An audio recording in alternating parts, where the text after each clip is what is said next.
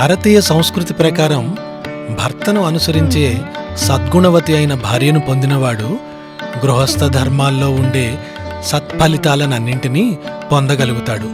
చతుర్విధ పురుషార్థములలో ధర్మార్థ కామములను సాధించి పెట్టే ఉపకరణం భార్య. గృహంలో ఎటువంటి లోటుపాట్లు లేకుండా నిర్వహించగలిగి సమర్థవంతమైన తెలివితేటలతో మెసులుకునే స్థానమే భార్య. మంచి నడతకి, సదాచారానికి, కీర్తికి, నిత్య పూజా కార్యక్రమాలు నిర్వహించగలిగేదే భార్య. వంశ మర్యాదకు, వంశాభివృద్ధికి మూలం భార్యే.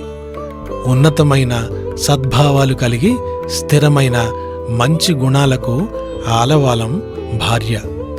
భర్తకు అన్ని విధాలా తోడ్పడుతూ మంత్రిగా, లాలనగా ఉపాయాలు అందిస్తూ ఇబ్బందుల్లోంచి దాటించేది భార్య.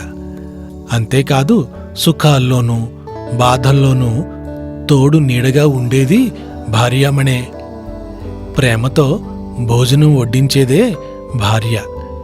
విధేయ లక్షణాలతో ఉన్న భార్య భర్తని స్వాధీనంలో ఉంచుకోగలుగుతుంది.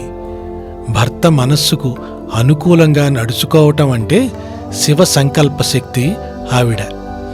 ధార్మికమైన మనస్సంకల్పంతో భర్తని ఆధీనంలో ఉంచుకొని ధర్మం వైపు ప్రేరేపించేలాగా చేసేది ధర్మపత్ని.